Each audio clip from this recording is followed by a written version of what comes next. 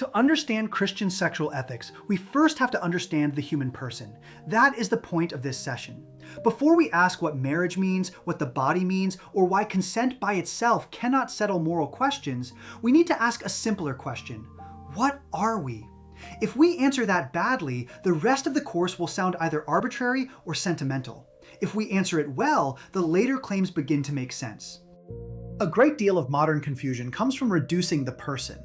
Sometimes man is reduced to biology. Sometimes he is reduced to psychology. Sometimes he is reduced to a sovereign will that creates its own meaning. Christianity refuses all three reductions. It insists that the human person is neither a machine, nor a ghost, nor a private consciousness floating above the body. The human person is a bodily and spiritual being, a real unity, created by God and ordered toward communion. So in this session, I want to move slowly. I want to define our terms, make the distinctions as plain as possible, and show why this matters. A teenager should be able to follow the reasoning. An adult should feel that we are not hand-waving. We are trying to build foundations that can bear weight. Before we can understand sexual ethics, marriage, chastity, or freedom, we have to know what kind of being the human person is. The central question is simple. Are we just bodies that happen to think? Are we souls merely using bodies like tools? Or are we a real unity of body and soul? Notice that this is not a remote academic puzzle. The answer changes how we think about dignity, suffering, freedom, sex, friendship, death, and worship.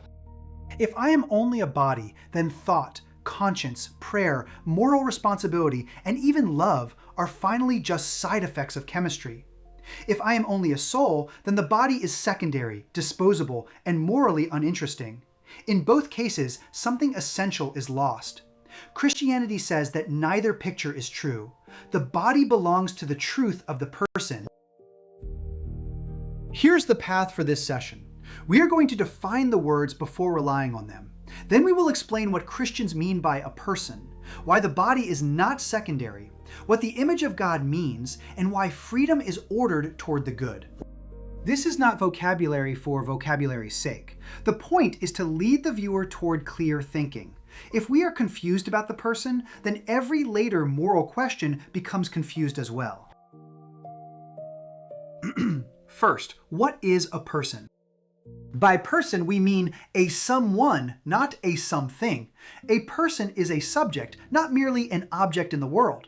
Persons are the kinds of beings who can know, choose, love, speak, and enter communion.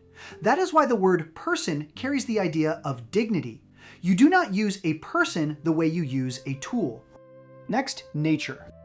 Nature means what a thing is, and therefore the kind of flourishing proper to it. If you do not know what something is, you will not know what is good for it. A fish flourishes in water, not on a sidewalk. A violin flourishes when it is played as an instrument, not when it is used as a hammer. Human nature matters because morality depends on the truth of the being acting. Third, the soul. When Christians speak about the soul, they do not mean a ghost trapped inside a body. They mean the spiritual principle of human life, that by which the body is alive as a human body and not merely as matter. This is why the Catechism says the human person is at once corporeal and spiritual. The soul is not an extra piece added onto the person. It is part of the living unity that makes the human being human. Finally, the image of God. To say that man is made in the image of God means that the human person reflects God in a unique way and is called into communion with him. It does not mean God has a human body in a biological sense. It means human beings possess a special dignity and vocation. They can know truth, love the good, and be addressed by God. Modern culture often reduces the person. Sometimes the person becomes a brain with preferences. Sometimes the person becomes a body to optimize, display, or medically revise at will. Sometimes the person becomes a bundle of feelings. Sometimes the person becomes a will detached from any given nature. Each reduction feels plausible because each captures part of the truth. We do think, we do feel, we do choose, we do inhabit a body. But part of the truth is not the whole truth. Christian anthropology pushes back by saying that man is not self-invented raw material. He is received before he is chosen. He is given before he gives. That does not destroy freedom, it makes freedom intelligible. Freedom begins within a reality we did not author. The Catechism states the point with admirable simplicity. The human person, created in the image of God, is a being at once corporeal and spiritual. That sentence is doing a lot of work. It means Christianity is neither materialist nor anti-material. It refuses to flatten man into matter, but it also refuses to treat the body as morally irrelevant. This is worth saying plainly. You do not have a body in the way you have a car or a phone or a coat. You are a bodily person. Your body is not an accessory. It is part of how you exist and how you are present to others. That is why bodily acts matter. They are not merely external motions. They are actions of the person. The first mistake is to say, I am only my body. On this view, thought and freedom and moral responsibility are just the froth on top of biology. The second mistake is to say, I am only a soul. On this view, my real self is interior and the body is just equipment. The Church rejects both. We are not pure matter and we are not imprisoned spirits. We are one being, bodily and spiritual. This is why the Christian view has a kind of sobriety to it. It takes the body seriously because God created it. It takes the soul seriously because man is more than matter. And it takes action seriously because what the body does is done by the person. Genesis 2:7 says that the Lord God formed man from the dust of the ground and breathed into him the breath of life, and man became a living being. Notice the biblical shape of the claim. The body is not an embarrassing shell, and the soul is not a detachable true self. The result is a living being, a unified person. The biblical imagination is more integrated than many modern people assume. This matters for theology of the body because John Paul II does not begin with technical rules. He begins with creation. The beginning tells us that the body is meaningful from the start.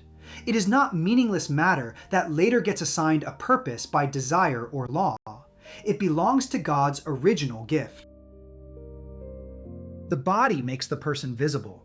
You encounter other people bodily. They smile, weep, embrace, recoil, kneel, sing, strike, serve, and suffer bodily. The body is not just the location of the person. It is how the person appears and acts in the world. That is why even ordinary bodily gestures carry meaning. A handshake means something. A slap means something. A kiss means something. Bodies are not mute. This point becomes decisive later in the course. If the body can speak a personal language, then sexual actions are never just biological events. They say something. They promise, reveal, conceal, unite, wound, honor, or lie. The reason they matter morally is not because Christianity is obsessed with bodies. It is because Christianity takes bodies seriously as part of the truth of the person. Genesis 1:26-27 tells us that man is made in the image and likeness of God. The tradition has developed this in several ways. Human beings can know truth. They can choose in freedom. They can love. They can receive God and respond to Him. They are not merely programmed entities. They are personal beings with a transcendent destiny. Just as important, the image of God grounds human dignity. A human being does not become valuable by being useful, attractive, productive, or independent. Dignity is not earned by performance, it is intrinsic. This is why Christian thought can insist that the unborn, the disabled, the elderly, the poor, and the socially invisible all possess an inviolable worth. Their dignity does not rise and fall with public approval. Gaudium et Spes says that man cannot fully find himself except through a sincere gift of himself. That line will come back throughout the whole course. It means that the person is not closed in on himself. We are made by love and for love. We become most ourselves, not by turning inward forever, but by learning to receive and to give rightly. Notice how radical that is. Modern culture often tells us that fulfillment comes primarily from self-assertion. Christian anthropology says that fulfillment comes through self-gift. That does not mean erasing oneself, tolerating abuse, or becoming a doormat. It means that the person is structured for communion. Love is not an optional add-on. It belongs to our being. Two powers matter especially here: intellect and will. The intellect is our capacity to know reality, judge truth, and recognize the good. The will is our capacity to choose in light of what we understand to be good. We need both. If I do not know what a person is, I will not know how to treat one. If I do not know what love is, I will confuse it with intensity or appetite or preference. And if my will is not formed by truth, freedom will decay into impulse.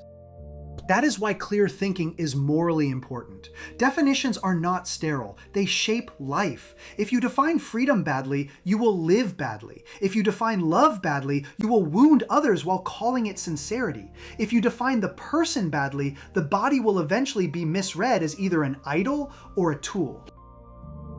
A thin account of freedom says, I am free when nothing limits my options. A richer Christian account says, I am free when I can recognize the good and live in accord with it. On the thin account, freedom is mostly about expanding choice. On the thicker account, freedom is about becoming the kind of person who can choose well. That distinction matters enormously for this course. Much modern sexual ethics is built on the thin account. If there is choice and consent, then the action is treated as morally settled. But if freedom is ordered toward truth and the good, then choice alone cannot resolve the question. We still have to ask what the act means, whether it honors the person, and whether it accords with human flourishing. This is the pivot point of the session. Every moral argument hides an anthropology. If the person is just a bundle of desires, morality becomes mostly desire management. If the person is just a sovereign chooser, morality becomes permission management. But if the person has a nature, a dignity, and a vocation, then morality becomes a matter of truth, flourishing, self-mastery, and communion. That is why we are taking this detour before getting to sex, marriage, chastity, contraception, and all the topics people expect. It is not really a detour at all. It is the road underneath the road. Without it, the later claims feel like rules dropped from the sky. With it, they can be seen as attempts to honor what the person is. So, we've already talked about person and nature. Person means a someone, not a something. Nature means what a thing is and the kind of flourishing proper to it. Now, dignity means the worth that belongs to the person before usefulness, attractiveness, or success. Communion means a real sharing of life, not just being near each other. If freedom means the capacity to choose the good, that means we can choose to not use persons. We can help them flourish. We can treat persons in ways that respect their dignity. We can choose to share our lives. That difference will matter enormously when we talk about chastity, consent, marriage, and self-gift. Someone might object, this still feels abstract. Why not just talk directly about relationships and sex? The answer is that relationships always presuppose a view of the person. If I think the body is morally secondary, my account of sex will look one way. If I think the body reveals the person, my account of sex will look very different. Foundations are not exciting in the short term, but they prevent collapse in the long term. This is also why theology of the body can feel so different from popular moral advice. It does not begin by saying, here are the allowed acts and the forbidden acts. It begins by asking what man is, what the body means, how love works, and what communion is for. Gaudium et Spes 22 says that Christ fully reveals man to himself and makes his supreme calling clear. That line keeps Christian anthropology from becoming merely philosophical. Christ does not just give new commands, he reveals the truth of man. In him, we see that human life is for filial relation to the Father, for love, for sacrifice, for resurrection, for glory. This means the Christian view of the person is not only a theory about human nature, it is a vision clarified by grace. Christ shows what freedom is for, what the body is for, what suffering can become, and what love looks like when it is brought to completion. So the central takeaway is straightforward. The body is not raw material. It is part of the truth of the person. We are a unity of body and soul, made in the image of God, capable of truth, freedom, and love, and called to discover ourselves through sincere self-gift. That is the framework we need before we move into the next session. There, we will turn to Genesis in a more focused way and look at original solitude, original unity, and original nakedness. In other words, we will move from the person in general to the beginning of man and woman in particular. And that is where theology of the body really begins to open up.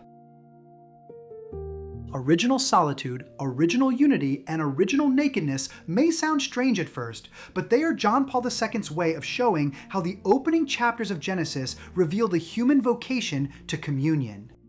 So keep this foundation in mind. The person is a bodily and spiritual unity. That is why the beginning matters, and why the body can reveal something true about the person.